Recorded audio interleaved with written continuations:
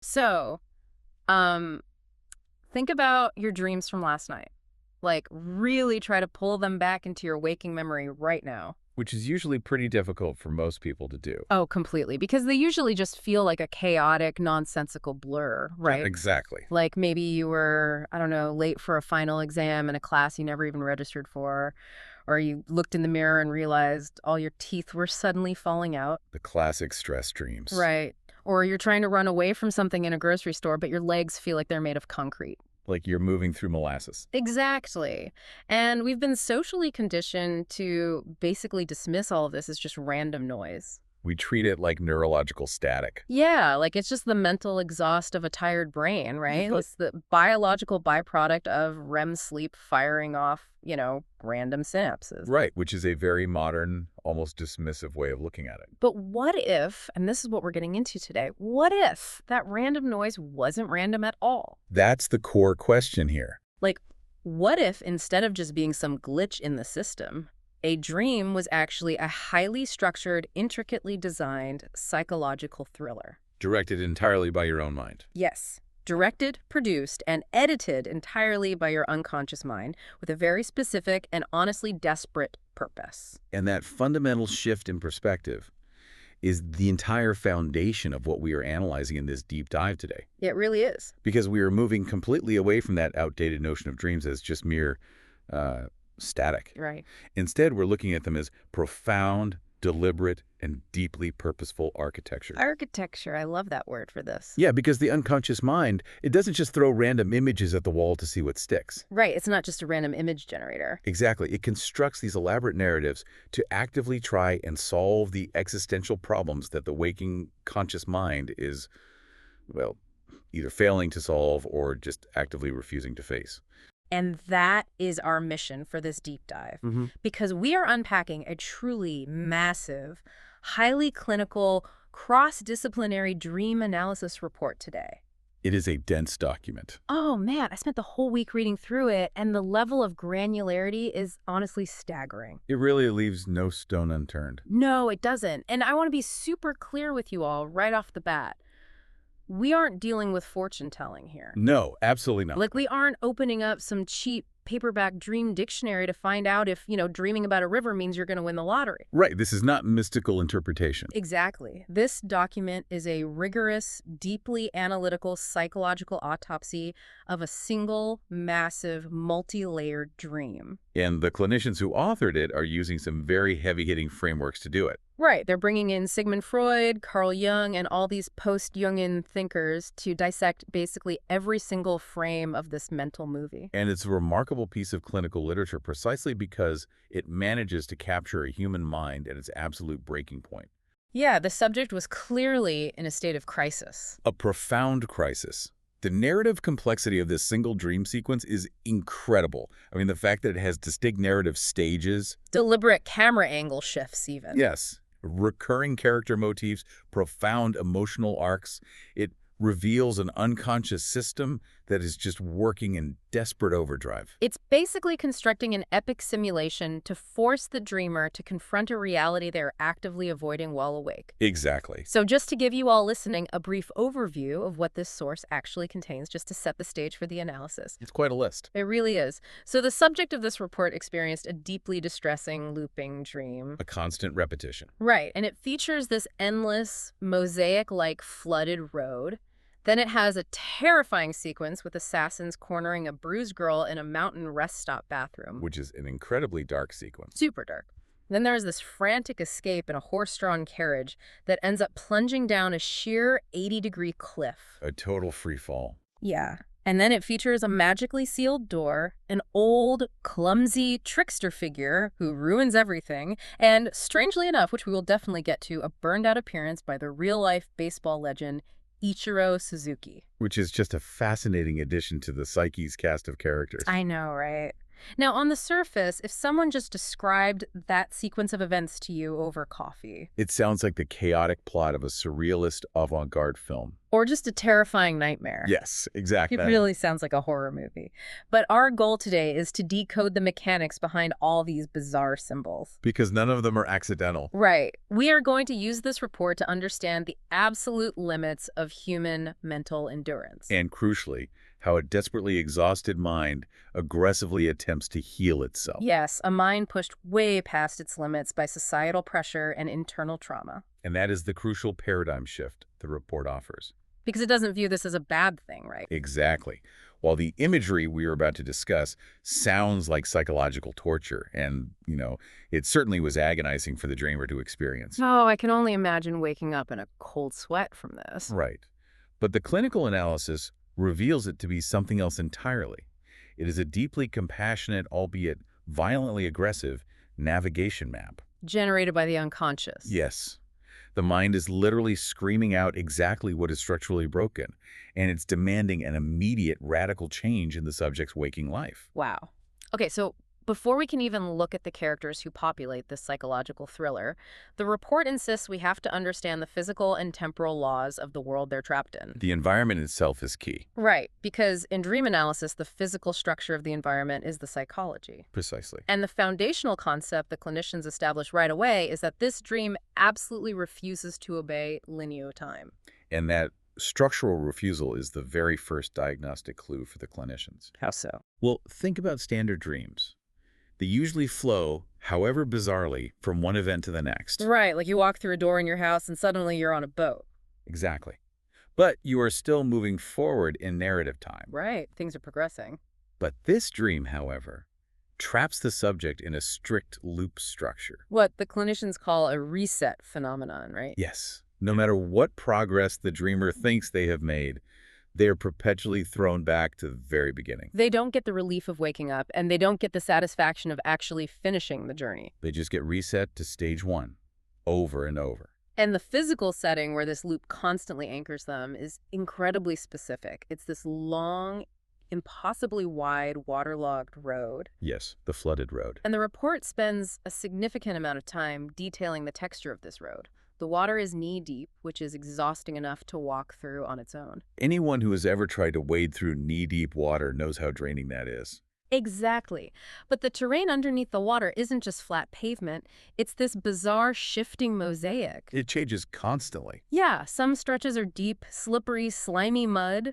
Others suddenly transition into a neatly organized gravel path. And then the strangest part. Right, the section paved entirely with acorns. Yes. And the dreamer, along with the other figures they encounter, is simply doomed to just walk this agonizing road. So, to understand why the human mind would construct such a punishing, inescapable environment, the report leans heavily into Sigmund Freud. Specifically his concept of repetition compulsion, right? Exactly. This was a massive turning point in early psychoanalytic theory. Freud introduced it primarily in his 1920 essay, Beyond the Pleasure Principle. Okay, because before that essay, the prevailing theory was that all dreams were basically wish fulfillment, right? Yes, that every dream at its core was a mechanism to fulfill a suppressed desire. But the wish fulfillment theory completely breaks down when you look at trauma, doesn't it? Completely. Yeah. And that's what Freud realized. He started treating soldiers returning from the First World War who were suffering from what we now call PTSD. Right, shell shock. And they were having these relentless, looping nightmares of artillery bombardments and being back in the trenches. And obviously, nobody secretly wishes to be back under artillery fire. Right. So the wish fulfillment idea didn't fit. The report applies Freud's new clinical observation to our dreamer. Okay, so how does the compulsion work? Well, when a human being experiences a profound trauma, whether it's a singular violent event or the chronic sustained trauma of emotional neglect, they're usually in a state of pure passivity. Meaning they can't do anything about it. Exactly. The terrifying event is happening to them, and their conscious ego is entirely powerless to stop it. They can't fight it, and they can't process it in the moment. The psychological system is simply overwhelmed. Yes. So it shuts down the processing centers just to survive. The system basically gets flooded, and the breaker trips. That's a great way to put it. So what the unconscious mind does later, and this can be years or even decades later through these looping dreams, is attempt to take that passively endured trauma and actively master it. Wow. So it's trying to gain control over it. Exactly. It recreates the exact emotional conditions of the original trauma in a highly controlled internal simulation. So the repetitive loop is the mind's way of saying, we failed to process this threat the first time. So we are going to run the simulation again and again and again until the ego develops the necessary psychological tools to solve it. I instantly think of playing a notoriously difficult video game. Oh, that's an interesting analogy. Yeah, like where you reach a boss fight that is just way above your current skill level. Yeah. And the game doesn't just let you skip it. It keeps respawning you at the absolute hardest part of the fight. Right, you can't bypass the lesson. Exactly. You die, the screen goes black, and you wake up right back at the checkpoint facing the exact same monster. The system adamantly refuses to let you advance until you actually learn the mechanics. That is exactly what repetition compulsion is. But if the mind's ultimate goal is healing and mastery, why make the physical simulation so grueling? Like, why build a road out of knee-deep slime? Because the physical environment is not just a backdrop. It is a direct spatial representation of the subject's internal psychological reality at that exact moment. So the sludge is their actual mental state. Yes. In Freudian psychoanalysis, we talk a lot about libido. Which people usually just think of as sex drive. Culturally, yes, we reduce it to sexual desire. But clinically, it represents general life energy. It's the fundamental mental energy required to live, to act, to grow. Like hydraulic fluid in an engine? Perfect comparison. When a person is psychologically healthy, that energy flows freely. But here, the knee-deep, slimy water represents severely blocked, stagnant mental energy. It's thick, it's resistant. And it requires monumental, exhausting effort just to move an inch forward. So the dream is forcing the subject to physically endure how stuck and stagnant their waking mind actually is. Precisely. And that mosaic terrain under the water, the report extends, this is the literal landscape of the mind itself. Okay, let's break that down. The mud. The deep, slimy mud represents the chaotic, unformed, often terrifying depths of the deep unconscious. And then they step onto the neat gravel. Which represents the ego's desperate, conscious attempts to impose rigid structure and order on all that underlying chaos. Wow. And then obviously we encounter the acorns, which introduces an entirely different, incredibly profound psychological layer. Yes, a very specific symbolic layer. But the key takeaway for you listening right now regarding the structure is the purpose of the loop itself. Yes, it's highly relevant to waking life. Like if you find yourself trapped in repetitive, deeply frustrating patterns, maybe you find yourself dating the exact same toxic personality type over and over. Or having the exact same explosive argument with every new boss you have. Right, that is your own repetition compulsion manifesting in the real world. It feels like a curse when you're in it. It really does. But the unconscious is actually putting you back in the mud because you haven't yet learned the specific psychological movement required to walk out of it. It is an aggressive demand for growth. An aggressive demand. I love that. And that transition from the mud and gravel brings us directly to the strangest part of that underwater road. The acorns. Yes, acorns. Okay. Because the dream narrative zooms in on a highly specific, very disturbing interaction involving one of these acorns. It's a very vivid scene. It is. The dreamer is walking alongside a figure identified in the report as an elite classmate. And the mere presence of this specific archetype, the elite peer, immediately signals something important. What does it signal? It signals that the dream is shifting to address the dreamer's waking issues regarding social comparison, status, and the crushing weight of external validation. Oh, that makes so much sense. So this elite classmate spots something buried in the watery road. It's a giant seashell. But it's altered. Right, it's entirely covered in this thick, heavy layer of moss. So they pull it out of the water, and inside this ancient-looking mossy shell is a single acorn. Now, the report links this specific object to James Hillman's acorn theory. Right, James Hillman. I know he was a post-Jungian who focused a lot on destiny and calling, but how does his theory explain what this tiny object actually represents to the dreamer's psyche? Well, Hillman proposed the acorn theory as a direct counter to the popular idea of the tabula rasa, the blank slate. The idea that we're just born blank and society writes on us. Exactly. Hillman argued against that. He said that just as a tiny physical acorn already contains the complete, highly complex blueprint required to become a massive oak tree. Every human soul comes into the world already carrying an acorn? Yes. This seed holds your ultimate destiny, your unique character, your innate calling. Wow. It is the absolute core of who you are meant to be, entirely independent of any external societal influence. So this single acorn, hidden inside the shell in the dream, isn't just a nut. It is literally the dreamer's truest, most authentic self. It's their pure, unadulterated potential before the world got its hands on them. Man, that's heavy. And consider the intense imagery surrounding how it is protected. It's encased inside a giant seashell. Which is a very potent symbol. Right, because across countless mythological traditions and in Jungian symbology, the shell represents deep feminine energy, right?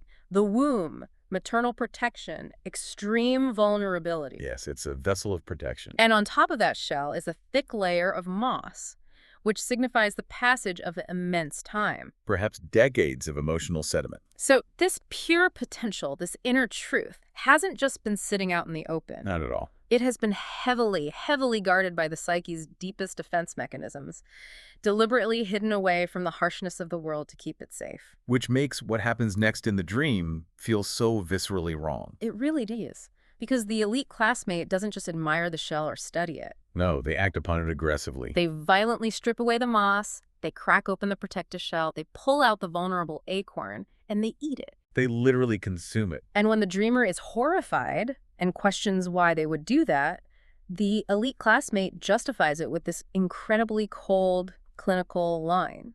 Do you have the quote? Yeah, the report quotes the dream figure saying, "If you don't open the shell early, it can't be sold as food for human consumption." It is a chilling justification So chilling. because it perfectly articulates the underlying mindset of the persona. The social mask we wear. Yes, the mask we are forced to wear to survive in modern civilization.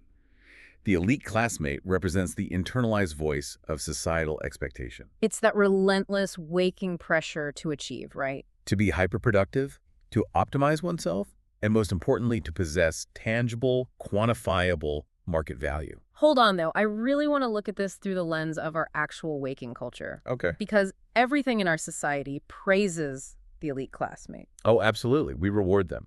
We literally send our children to school, put them through thousands of hours of extracurriculars, and push them to the brink of exhaustion specifically so they can become that elite person. We celebrate people who open their shells early and market themselves. Right. We call them child prodigies or 30 under 30 successful entrepreneurs. Yes. So why is the deeper unconscious treating this standard, culturally celebrated career drive like literal violent cannibalism? Because the deep unconscious operates on a fundamentally different ancient value system than a capitalist society does. It doesn't care about your resume. It has absolutely zero interest in your resume, the prestige of your job title, or your marketability. So what does it care about? Its sole biological and spiritual imperative is individuation. Jung's concept. Yes, the slow, organic, often painful process of becoming whole and integrating all parts of yourself. Okay, so when the ego, driven by that elite societal standard, violently forces that vulnerable shell open prematurely, Just to package and sell the individual's raw talents to the highest bidder. it's commodifying the soul. It is an act of profound psychological violence.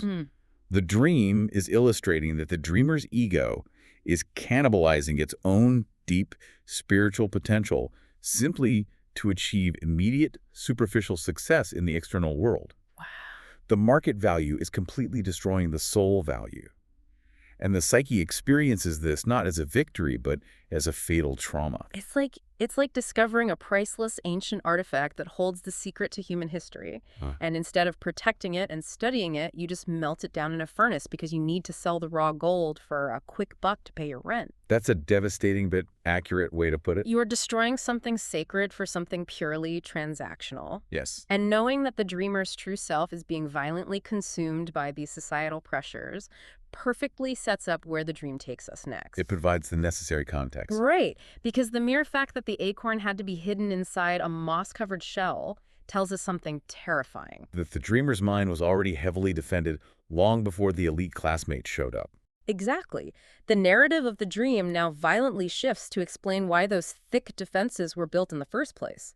We move to what the report identifies as Stage 1. We are transitioning from the existential, ongoing threat of societal commodification To the foundational, likely early life trauma that made the dreamer's inner world so profoundly unsafe to begin with. Yes. And the setting for this foundational trauma is incredibly specific. We are no longer on the flooded road. We are inside a bathroom at a rest stop located halfway up a winding mountain road. And in clinical dream analysis, every single architectural detail carries significant weight. So what does a bathroom mean? A bathroom is, cross-culturally, a sanctuary. It is one of the very few places in human society where we are allowed to lock the door and be completely alone with our physical bodies. Right. It's totally private. It is a place of cleansing, of removing the dirt of the outside world, of bodily release, and of emotional catharsis. It represents profound privacy and absolute safety. But this sanctuary has been completely violated in the dream. Horrifically so. The scene playing out inside this mountain bathroom is pure horror. There is a young, deeply traumatized, physically bruised girl. Yes. And she's being held captive, backed into an empty bathtub behind a shower curtain by two towering, assassin-like men wielding giant blades. It is a devastating, almost suffocating image of absolute powerlessness. I felt tense just reading the report. To turn the ultimate private sanctuary of healing into a site of violent captivity demonstrates a catastrophic rupture in the dreamer's internal world. Right. The very psychological space where they should be able to retreat for safety is precisely where the deepest, most lethal terror resides. Exactly. So if the bathroom is the mind's violated sanctuary, my instinct is to view the bruised girl cowering in the tub as the dreamer's literal childhood self, like an inner child who was actually harmed in the real world. Which is a very common and valid initial read. But since the report leans so heavily on Jungian analysis, she's likely functioning as a deeper archetype, right? You're right to look deeper. The inner child interpretation isn't wrong. It's simply one layer of the metaphor. In classical Jungian terms, this girl represents the anima. The anima. Regardless of the dreamer's waking gender. Yes, regardless of gender. The anima represents the inner feminine aspect of the psyche. This is the part of us that carries our profound emotional sensitivity, Our deepest vulnerabilities. our intuition, and our capacity for genuine, unmasked emotional connection. Okay. Alternatively, she can be viewed as the shadow, the repressed, wounded, socially unacceptable parts of the self that we hide away. So the assassins with the giant blades are threatening to sever and destroy the dreamer's core emotional capacity. Yes, they are the internalized perpetrators of the trauma, living rent-free in the mind's sanctuary. But what absolutely fascinates me here is how the dreamer behaves in this scene. The dreamer isn't just watching this play out like a passive audience member in a movie theater. No, their perspective is highly dynamic. The report highlights that the dreamer's perspective keeps violently shifting back and forth between two distinct roles. And this rapid shifting perspective is the diagnostic key to understanding the entire sequence. It reveals the real-world coping mechanism. Yes, the exact psychological tool the dreamer utilizes in their waking life to survive emotional distress. So, one second. The dreamer is the bruised girl. They are physically in the bathtub, feeling the cold porcelain against their back, feeling the absolute paralyzing terror of those giant blades looming over them. Fully embodied in the trauma. But then, it's like a camera cut. Suddenly, the perspective shifts completely outside the tub. The dreamer is no longer the victim. They are acting as a spy. A completely detached observer. Right. They are sneaking around the perimeter of the bathroom, trying to use tactical deception and strategy to trick or outsmart the assassins in order to save the girl. What we're witnessing here is a highly vivid cinematic depiction of a very specific, incredibly common psychological defense mechanism. Intellectualization, right. Yes, intellectualization. I hear that term thrown around a lot in pop psychology. You know, someone tells you they are intellectualizing their feelings instead of feeling them. But what is actually happening mechanically in the brain when the dream violently shifts from the terrified girl to the tactical spy? Mechanically and neurologically, it is a desperate survival reflex. A reflex. Yes, when an emotion like the absolute existential terror of being the girl cornered by blades reaches a voltage that is simply too high for the fragile ego to consciously bear. The system overloads. The entire psychological system faces imminent collapse. So to prevent a total breakdown, the ego splits itself off. It detaches. They're literally unplugged. It literally attempts to reroute the processing away from the emotional centers of the brain like the amygdala and forces it into the prefrontal cortex, the logical, planning, analytical part of the brain. Wow. The dreamer stops feeling the terror and starts thinking about the logistics of the situation. They become the spy. It's a brilliant, if desperate, internal logic. It's your brain basically saying, if I stay in this tub and actually feel this volume of fear, my heart will stop. I will die. So I must detach. I can't fight these monsters physically, so I'm going to step outside my own body, play four-dimensional chess, and try to manage the threat as a tactical math problem. It is a dissociative circuit breaker. The ego cannot tolerate the continuous surge of trauma, so it flips the switch to spy mode to observe the crisis from a safe, highly intellectualized distance. That makes so much sense. You see this in waking life all the time. Give me an example. When someone describes a horrific personal tragedy, but they do it in a flat, clinical, matter-of-fact tone. Like they're reading a grocery list. Exactly. Analyzing the exact timeline and details as if it happened to a stranger on the news. They are playing the spy. So the shifting back and forth, feeling the terror, then pulling back to strategize, is the mind desperately trying to manage the unmanageable. But obviously, detaching as a spy is just a temporary circuit breaker. It doesn't actually neutralize the assassins. The girl is still trapped in the tub. The underlying trauma remains unresolved. And when that intellectualization eventually fails, when the spy realizes they simply cannot outsmart the trauma, the mind has no choice but to initiate absolute panicked flight. And that desperate need to escape the mountain bathroom hurls us directly into the next terrifying sequence of the dream. Stage 2. Yes, we transition into stage 2. And the scene changes radically from the claustrophobia of the bathroom to a massive, sweeping, but entirely frantic landscape. The dreamer is now in a horse-drawn carriage. They are riding next to their father and another vaguely defined passenger. And they are embarking on this grueling, seemingly endless journey. The report describes them furiously trying to either circle the entire globe or circle this massive, impassable mountain. The sheer scale of the task circling the globe in a carriage is intentionally impossible. It's meant to be overwhelming. It represents an unending, impossible psychological demand.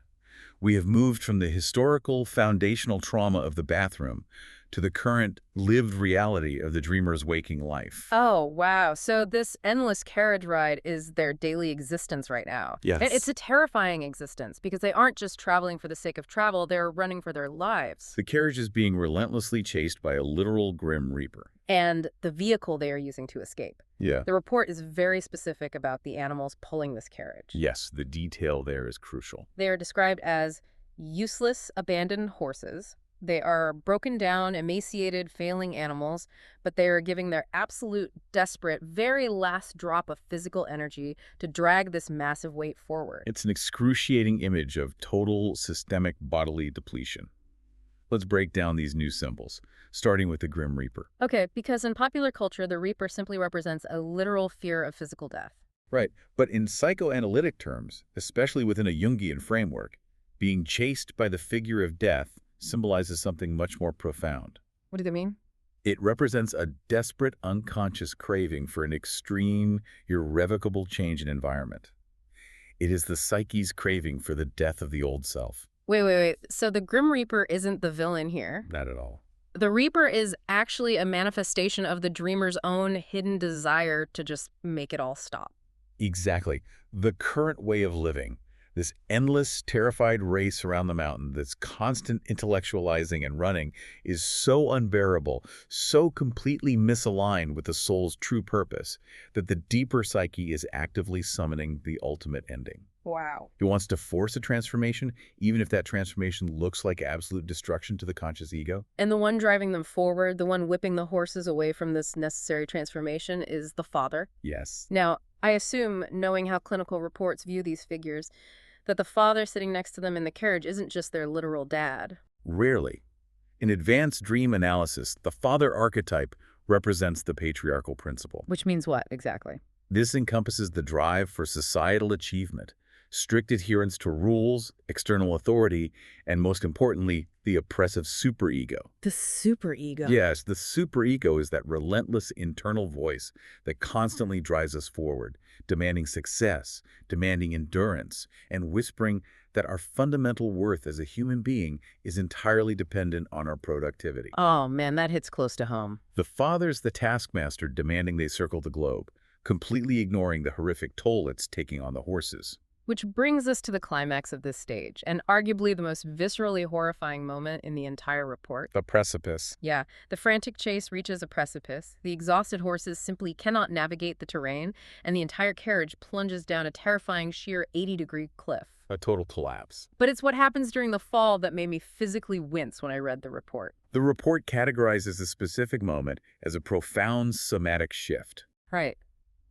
As the carriage goes over the edge, the dreamer doesn't just watch the crash from the passenger seat like a movie. The perspective doesn't stay detached. No, their conscious perspective is violently ripped out of their human body and slammed directly into the body of one of the horses. The consciousness entirely merges with the failing beast of burden. The dreamer is suddenly looking out from the chest of this exhausted, terrified animal.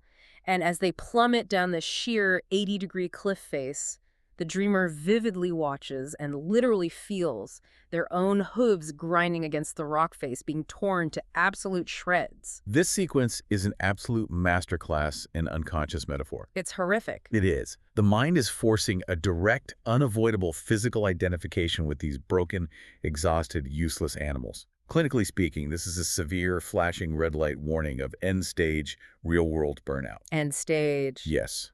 In their waking life, the dreamer is literally treating their own physical body like a disposable draft horse. They are sacrificing their physical health, their adrenal system, their very flesh to keep the carriage moving forward. And the carriage represents their career, their societal status, their familial obligations. If you're listening to this on your commute to a job that is absolutely draining the life out of you, that father archetype is the voice in your head right now telling you that you can't afford to pull the car over. You're burning the engine down to the block just to keep the car rolling. Exactly. But I have to ask about the internal logic of the fall. If the brain's internal monitoring system knows it is at the absolute breaking point, Yes. if it can literally feel the hooves tearing, why doesn't it just stop the carriage? Why do they keep running right off the cliff? Because the superego, the father, is still in complete control of the reins. You won't let them stop. The conscious ego is so fundamentally terrified of stopping, so terrified of what the Grim Reaper represents, which is failure, loss of identity, and the collapse of the persona we discussed earlier, that it would genuinely rather plunge off a cliff than voluntarily halt. So they fall. The 80-degree drop is the unconscious mind's way of demonstrating a total, unavoidable loss of ego control. Because you can't steer in free fall. Exactly. You cannot steer a heavy carriage falling at an 80-degree angle. Gravity has taken over. The crash is inevitable. The psychological breakdown is no longer a threat looming in the distance. It is already happening. It's in progress. So gravity takes over, the carriage goes over the edge, the hooves are shredded, and they hit rock bottom. And this brings us to stage 3. Now, from a storytelling perspective, when the hero hits absolute rock bottom, the ego naturally demands a rescue fantasy. We all want the happy ending. Right. We desperately want a grand finale where the hero somehow survives, everything is magically fixed, and all of that grueling suffering is finally justified. And fascinatingly, the dream actually attempts to provide this fantasy for a brief moment. The ego attempts to construct a rescue. But the deeper unconscious absolutely refuses to provide a hollow victory. This stage is a brilliant, tragic depiction of internal conflict. The scene at the bottom of the cliff, or wherever this carriage finally lands, is presented as the ultimate final destination. There is a giant, magically sealed door. Yes. And the dream logic dictates, with absolute certainty, that behind this door is heaven. The ultimate reward. This is it. This is the ultimate payoff for all the mud, the assassins, the terror, the shredded hooves. It represents the promised reward of the superego. It is the lie that society tells us. The lie that if you just work yourself to the bone, if you just endure enough misery and sacrifice your acorn, you will eventually achieve heaven. Permanent success, perfect peace, ultimate validation. But just as they are about to open it, a new character steps into the frame. The report describes him as an old, clumsy man. A tiny, unimpressive little figure. Who has apparently been traveling with them unnoticed this entire time. And this little old man drops a massive, devastating plot twist on the dreamer. He delivers the hard truth. He looks at the magically sealed door and calmly explains that the spell is invalid. The door won't open. And the reason he gives is horrifying. What did he say? He says heaven is permanently locked because a second girl has already died very early in the journey. This is a structurally profound moment within the psychological autopsy. everything we have discussed so far culminates in this revelation. It's the crux of the whole dream. Let's unpack the mythology at play here first. The report immediately draws a parallel to the myth of Sisyphus. Pushing the massive boulder up the mountain, sweating and bleeding, only for it to roll all the way back down the moment you reach the peak. Precisely. The dreamer has endured immense, almost unbearable suffering to reach the summit, the door to heaven, only to be violently denied entry. But the reason for the denial is what makes this a clinical masterpiece. We really need to analyze this concept of the two girls. Yes, the two girls are central to the diagnosis. Right, because I immediately thought back to stage one. We saw a girl trapped in the bathroom with the assassins, and the dreamer was playing the spy, trying to save her. Is this clumsy old man talking about her? No. And that distinction is absolutely critical. That first girl in the bathroom represents trauma that is currently active. She's still alive. She is terrified, yes, but she is alive. Yeah. The ego still harbors the illusion that it can manage her, save her, or at least keep her contained through spy tactics and intellectualization. But the second girl, the one the clumsy old man mentions, she isn't trapped, she isn't hiding, she is already dead. The clinical report uses a very intense phrase here. It says she is spiritually necrotic. Necrotic, like rotting tissue. Yes. Necrosis is the death of tissue within a living body. Psychologically, this second girl represents an incredibly early-stage childhood trauma or a fundamental piece of the dreamer's soul that was so profoundly wounded so early on that it simply died off. It necrotized. And crucially, it became entirely disconnected from the dreamer's conscious awareness. The dreamer didn't even know she was missing. They'd had completely forgotten she ever existed. They forgot, but the little old man remembered. Who exactly is this clumsy guy? The old man is a classic manifestation of the Jungian trickster archetype, The trick. who often wears the mask of the wise old man. Think of figures like Hermes or Loki in mythology, or Yoda in his early scenes in Star Wars. Well, that's a great comparison. The trickster is the psyche's built-in truth-teller, the ultimate disruptor of the ego's plans. And he appears clumsy and unimpressive because the ego doesn't care about him. Exactly. He appears foolish specifically because the conscious ego doesn't value him. The ego values the elite, the powerful, the father. Right. But the trickster operates entirely outside the ego's rules, and he holds the absolute, unvarnished truth. And the truth is, you can't cheat the psychological system. To make sure the dreamer gets the point, the old man doesn't just deliver the bad news. He takes action. He pulls out a bow and arrow, aims at the magical spell sealing the door, and shoots it. He physically destroys the mechanism of the door. He shatters the illusion. The spell represents the ego's fantasy that you can intellectually or magically bypass your deep, unhealed psychological wounds to achieve enlightenment or success. He forces the dreamer to face reality. The brutal reality. You cannot enter heaven, which in Jungian terms is individuation or true psychological wholeness, while leaving a dead, unmourned part of your soul rotting in the dark behind you. Wholeness requires all parts of the self. Yes. But the father figure, the driver of the carriage, the embodiment of that relentless drive, he completely ignores the old man. The ego fights back. The spell is broken, the girl is dead, but the father refuses to accept it. He uses sheer brute force to physically shove the massive door open anyway. A deeply tragic moment. And for a split second, they actually see a flash of heaven inside. But the very instant they look, the entire dream system violently crashes. Everything collapses, and they are instantaneously reset all the way back to stage one, back to the knee-deep mud and the acorns. That forced entry is the ego's final, desperate defense. The father represents the toxic belief that sheer willpower, aggressive denial, and external societal achievement can cure deep internal trauma. It's pure denial. It is the voice that says, if I just push hard enough, if I just get that promotion, if I just force this relationship to work, I will be fixed, regardless of how broken I feel inside. It's like trying to build a beautiful, multi-million-dollar mansion on a foundation that has completely crumbled to dust. A perfect analogy. The father is up on the scaffolding, frantically trying to install a beautiful new slate roof, completely ignoring the fact that the basement is a massive, gaping sinkhole.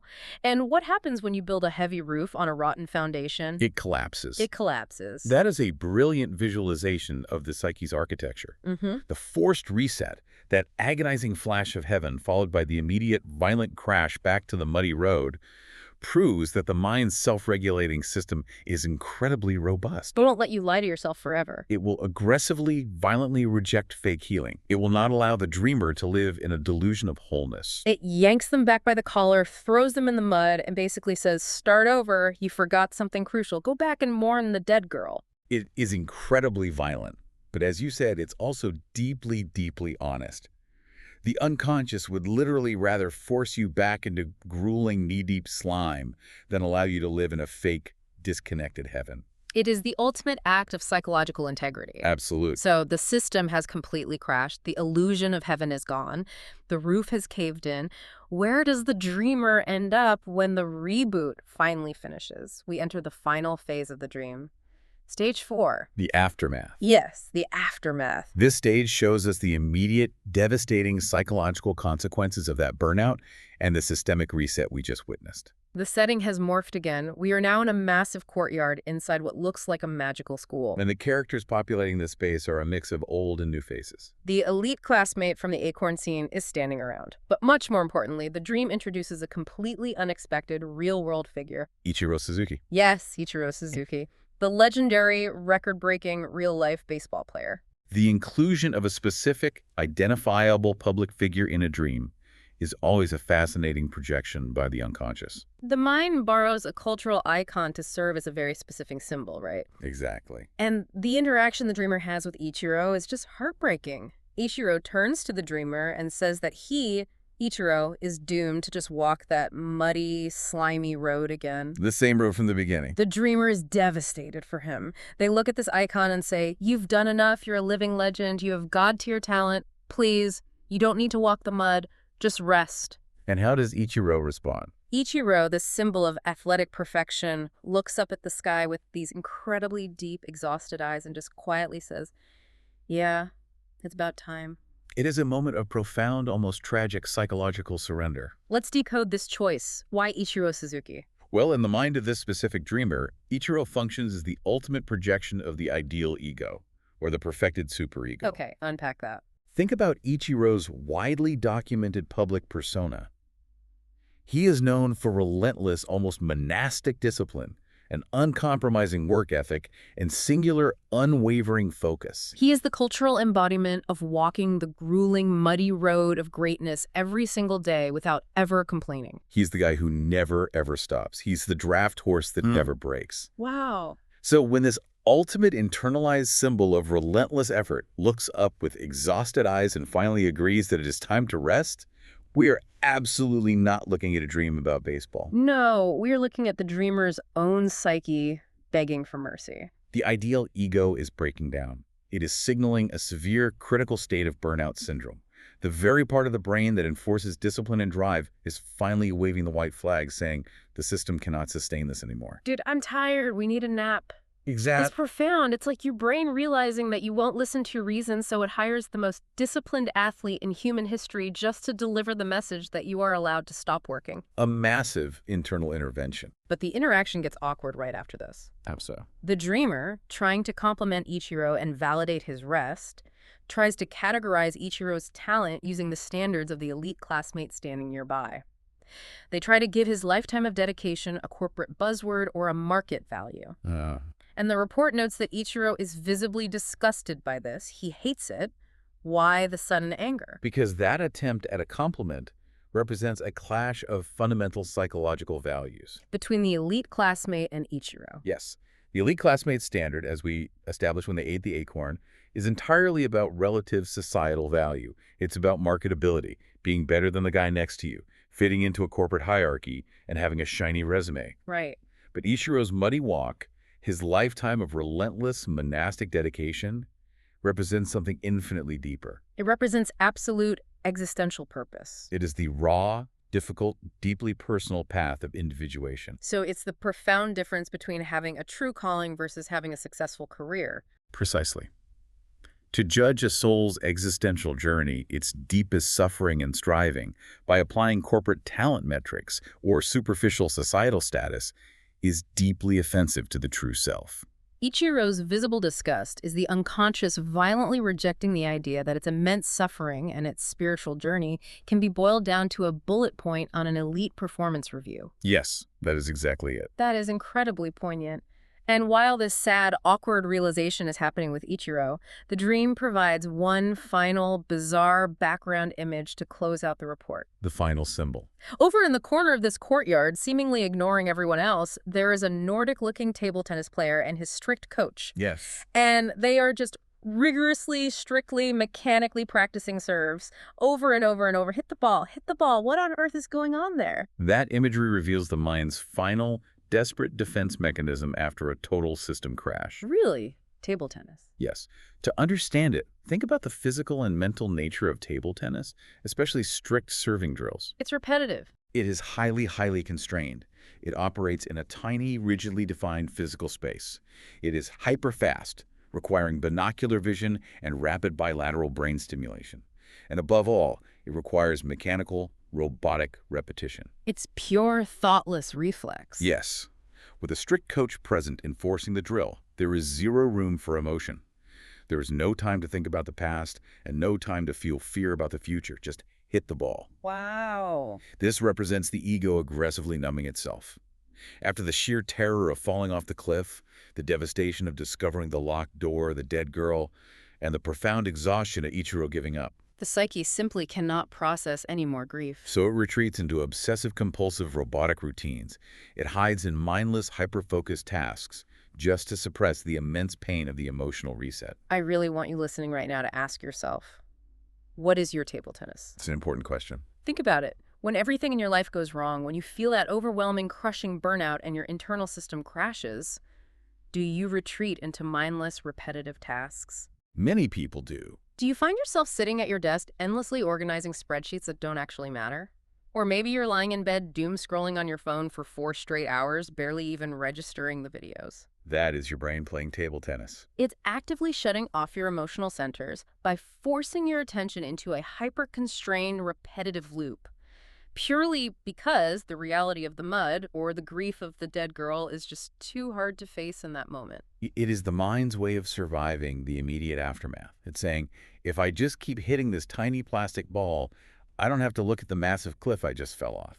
This has been an incredibly intense, almost overwhelming deep dive. We've gone from the slimy mud and the consumed acorns to the terror of the bathroom assassins, down an 80-degree cliff, only to have the doors of heaven slammed in our faces. It's a journey. For someone who hasn't spent years studying Jung and Freud, how can we concisely summarize the ultimate conclusion of this clinical report? What is the main takeaway from all this madness? The central, unifying thesis of the report is this. This terrifying loop of assassins, falling carriages, and tricksters is not your enemy. Even though it feels like one. It feels like a horrific attack, but it is actually a highly accurate, deeply compassionate map generated by the dreamer's own mind. The unconscious is trying to help. The unconscious is precisely identifying what is broken within the system, namely the unmourned, disconnected, dead parts of the self.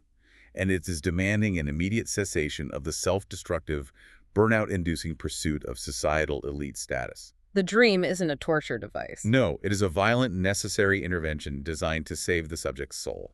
Thank you all for joining us on this truly intense exploration today. I want to leave you with a final thought to ponder, based on everything we've uncovered in this remarkable document. It leaves a lot to think about. We spend so much of our waking lives acting exactly like the father in this dream. We try to force open the magic doors of success, of wealth, or of perfect relationships using nothing but sheer willpower and exhaustion. Ignoring the foundation. We completely ignore the crumbling foundations beneath our feet. But what if our persistent failures, our sudden roadblocks, and our deep, unshakable feelings of burnout aren't actually a sign that we just aren't trying hard enough? What if they're a warning? What if they're the work of our own inner trickster? What if that clumsy old man is actively sabotaging our fake progress, desperately trying to point us back to the forgotten, wounded parts of ourselves that we left behind in the dark years ago? A profoundly necessary question to end on. Ask yourself, what magic door are you trying to force open today with brute strength? And more importantly, what part of your own soul are you leaving behind to do it? Keep questioning the things that seem random, especially the things happening inside your own head, and keep diving deep into your own worlds. Take care of yourselves out there.